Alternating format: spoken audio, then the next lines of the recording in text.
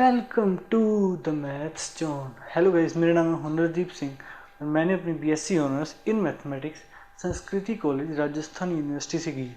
ठीक है, सो आज का टॉपिक होने वाला है बाई कंडीशनल कंपाउंड स्टेटमेंट। ठीक है, सो देखते हैं इसे। फिर याद रखना, इसे बाई कंडीशनल कंपाउंड स्टेटमेंट भी कहते हैं, इसे डबल इम्प्लीकेशन भी कहते हैं, इसे ही इक्विवेलेंस भी कहते हैं। ये बताऊंगा मैं, जैसे हम देख रहे थे लॉजिकल इक्विवेलेंस। जब बाई कंडीशनल स्टेटमेंट हो जाती है ना, पी, ये बाई कंडीशनल, तो पी और क्यू क्या होते हैं, लॉजिकली इक्विवेलेंट हो जाते हैं। तो इसे क्या कहते हैं, इक्विवेलेंस भी कहते हैं। इससे यही मीनिंग निकलता है, तो ये इक्विवेलेंस भी कह सकते हैं इसे। आगे देखते हैं।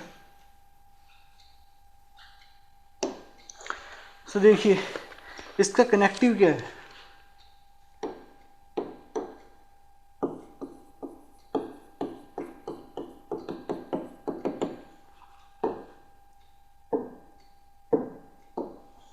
कनेक्टिव है इसका if and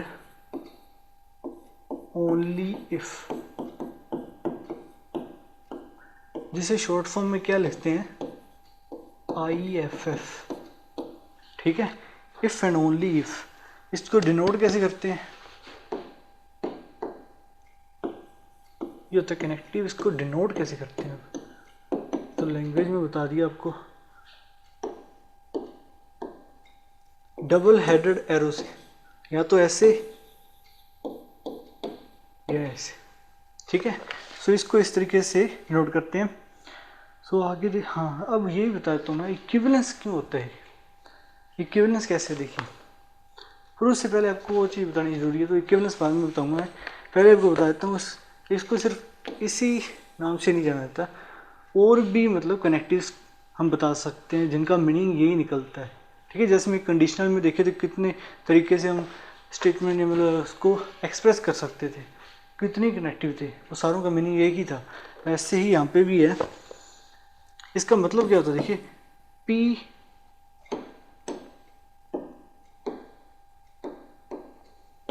P implies, sorry, इसका मतलब क्या होता है, इसका मतलब होता है P implies Q and is implied by Q। इसमें दोनों स्टेटमेंट है, ये भी है, इसका मतलब P implies Q, और इसमें ये भी ट्रू है, Q implies P कह दो, या P is implied by Q।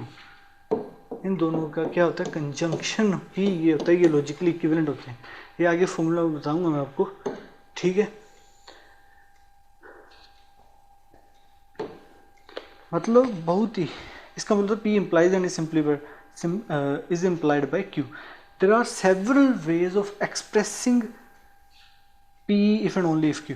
ठीक है, तो कैसे इसको अलग अलग तरीके से एक्सप्रेस कर सकते हैं। तो पहले का मीनिंग पहला देखते हैं हम, जो इसका ही अर्थ बताएगा। P, तो सबसे पहले वाला है P if and only if Q, तो इस तरीके से लिख सकते हैं हम।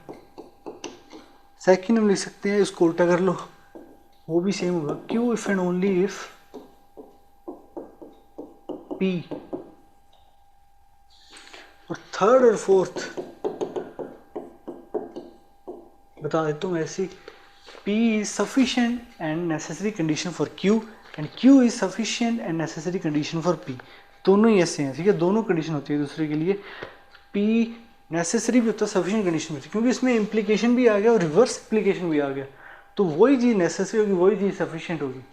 ठीक है, तो थर्ड और फोर्थ इतने तरीक़ों से इसे रिप्रेजेंट कर सकते हैं, मतलब ये कनेक्टिव है, ऐसे एक्सप्रेस कर सकते हैं हम। ठीक है, सो इसको मतलब जो P है, इसे ऐसे भी रीड कर सकते हैं हम। अगर देखिए P,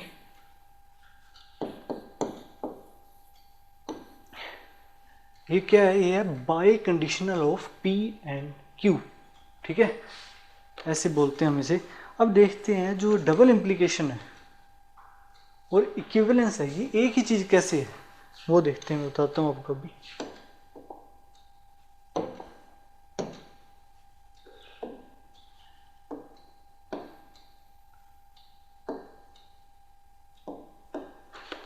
देखो,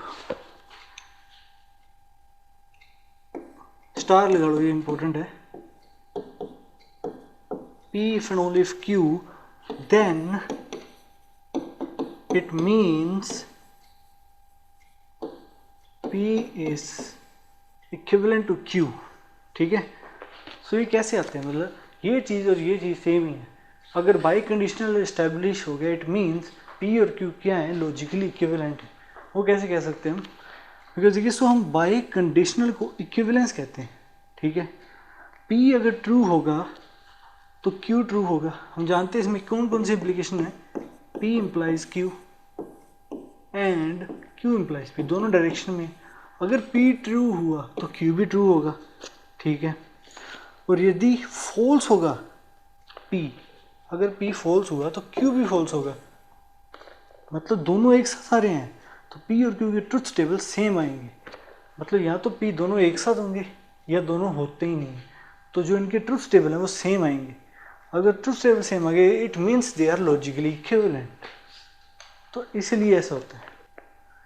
वाइब्रेशन को इक्विवेलेंस कहते हैं. P अगर ट्रू होगा तो Q ट्रू होगा, यदि फॉल्स होगा तो Q भी फॉल्स होगा. तो P और Q ट्रुथ टेबल सेम आएंगे. तो दोनों एक साथ होंगे और दोनों एक साथ नहीं भी होंगे.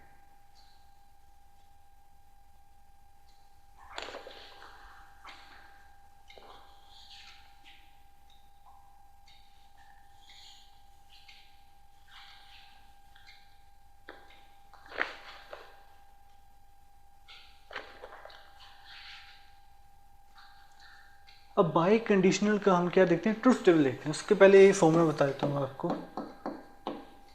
बाई कंडीशनल ये लॉजिकली इक्विवेलेंट होता है किसके, P implies Q and Q implies P. हमने कंडीशनल मतलब दो कंडीशनल स्टेटमेंट में फट जाता है. ठीक है, इसका मतलब क्या है, P Q को इम्प्लाई करेगा एंड Q भी P को इम्प्लाई करेगा. मतलब दोनों टाइप है, दोनों और हैं डायरेक्शन. ठीक है, दोनों ट्रू होनी चाहिए, एक साथ होंगे. ठीक है, P Q को इम्प्लाई करेगा एंड Q P को इम्प्लाई करेगा. अब इसका बनाते हैं ट्रुथ टेबल, क्योंकि इनका हमें ट्रुथ टेबल बनाना आता है तो इनकी हेल्प से हम इसका ट्रुथ टेबल बना सकते हैं. तो देखिए कैसे बनेंगे. दो स्टेटमेंट हमारे पास हैं, P और Q.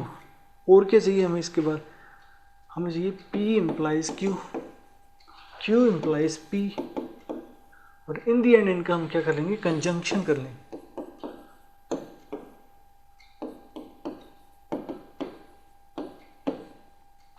यही चीज हमारी किसके बराबर होती है, P बाई कंडीशनल Q.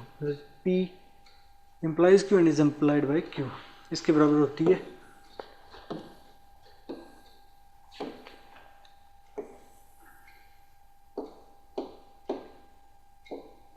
ठीक है, ये आएंगे true true true false false true false false. ठीक है, अब हम इसका जानते हैं P implies Q. True true को इम्प्लाई करता है, वो क्या आएगा, ट्रू आएगा. पहली वाला ट्रू हो गया, दूसरी वाला फॉल्स हो गया, तो ये क्या हो जाता है, फॉल्स. पहली वाला फॉल्स, दोनों में वो ट्रू ही आएंगे क्योंकि वो कंडीशन ही सेटिस्फाई नहीं हुई. ठीक है, अब देखो Q इम्प्लाइज भी. अब हमने ऐसे देखना है, T दैट इज ट्रू, पहले F आ गया तो वो भी ट्रू. ट्रू पहले अगर बाद में फॉल्स आया तो ये फॉल्स होता है, दोनों फॉल्स आ गए ये भी ट्रू होते हैं. अब इन दोनों का क्या करना है हमने, conjunction. True and true that is true, false and true that is false. एक भी फॉल्स आ गया तो फॉल्स हो जाता है कंजंक्शन में. यहाँ पे भी फॉल्स आ जाएगा, दोनों ट्रू है तो ट्रू हो जाएगा. ठीक है, TFFT. तो ये निकला इसका ट्रुथ टेबल किसका, बाई कंडीशनल का. ठीक है, सो आगे देखते हैं हम. हाँ, इसका अब देखते हैं सेट इक्विवेलेंट. सेट इक्विवेलेंट देखते हैं, इधर स्पेस बना देता हूँ मैं. देखिए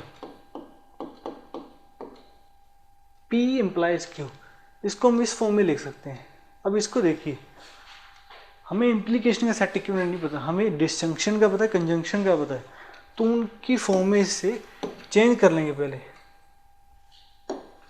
देखिए इसका मतलब मैंने पीछे बताया था एक फॉर्मूला, इसका क्या होता है, इसको लॉजिकली इक्विवेलेंट करते हैं. इसकी जगह हम क्या ले सकते हैं, नोट P और Q, बीच में एंड लगे तो एंड आ जाएगा. Q इम्प्लाइज P का क्या हो जाएगा, नोट Q और P. ठीक है। अब इसका हम सेट इक्विवेलेंट लिखते हैं। कैसे लिखेंगे? नेगेशन का क्या होता है? Complement P dash union Q हो जाएगा, बीच में क्या आएगा? Intersection not Q union P, ये आ गया, ये सेट इक्विवेलेंट। अब इसका वेन डायग्राम बनाते हैं, ठीक है। जल्दी जल्दी बनाता हूँ मैं आपको, बहुत ही आसान है, खुद करके देखिए, बिल्कुल आसान है।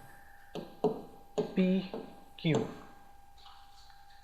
अब देखो P का कॉम्प्लीमेंट और Q, इनका क्या करना है? यूनियन करना है, तो ये रीजन आ जाएगा पहले तो, ठीक है।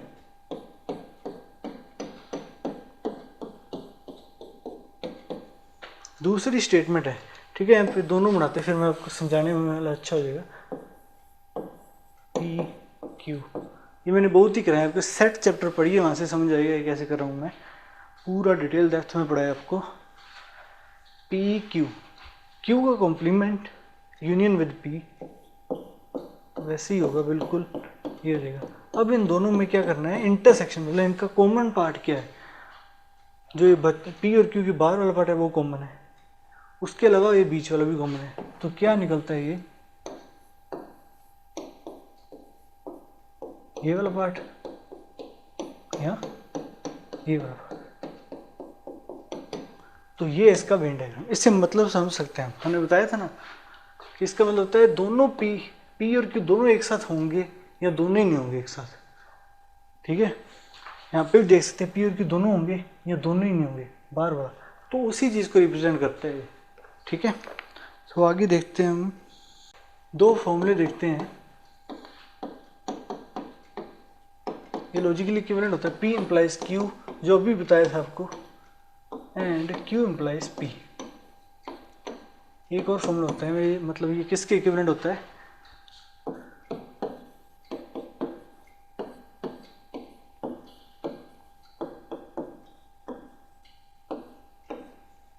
बोथ और नन। इसका मतलब क्या होता है? क्योंकि इसका मतलब है दोनों आएंगे या दोनों ही नहीं होंगे, नेगेशन का मतलब नहीं होगा, दोनों होंगे, बोथ और नन, तो ये दोनों, इसको आप ट्रुथ टेबल से भी मतलब क्या कर सकते हो? प्रूव कर सकते हो। एक इंपॉर्टेंट नोट आपको बताता हूँ मैं, जहाँ if then only if etcetera के अलावा इनके साथ कोई और प्रभाव डालने वाला शब्द दिख जाए, ठीक है, अर्थ निकालेंगे हम, तो उस सेंटेंस का मतलब निकाल लेना, फिर देखना कि ये क्या है, ठीक है। तो मैंने वही बताया है कि उसके साथ कोई एक वर्ड आ गया तो पूरा सेंटेंस का मतलब चेंज हो जाता है, ठीक है। तो इसका एग्जांपल देता हूँ मैं आपको, जैसे if you work hard then you can succeed. इसका मतलब है अगर आप वर्क हार्ड करोगे तो पक्की बात आप सक्सीड हो जाओगे, ठीक है। बट अब इसमें देखना, if you work hard only then you can succeed, only word लगा दिया तो इसका मतलब चेंज हो गया। अब ये इस डायरेक्शन में इम्प्लीकेशन बन गया, मतलब if you work hard only then you can succeed, अगर वर्क हार्ड मतलब वर्क हार्ड करना है, यही एक लास्ट ऑप्शन है सक्सीड होने के लिए, मतलब अगर सक्सीड कोई बंदा हो गया है तो पक्की बात उसने वर्क हार्ड किया है। तो ये तो if Q then P statement बन गई। तो हम ऐसी सिचुएशन में अर्थ निकालेंगे सेंटेंस का, जिसमें कोई एक्स्ट्रा वर्ड दिया हुआ है ऐसे, ठीक है। तो पूरा ध्यान से क्वेश्चन को पढ़ना है, फिर उसके साथ से सोल्व करना है उसको, ठीक है। So thank you for watching this video. आज का लेक्चर यही खत्म होता है।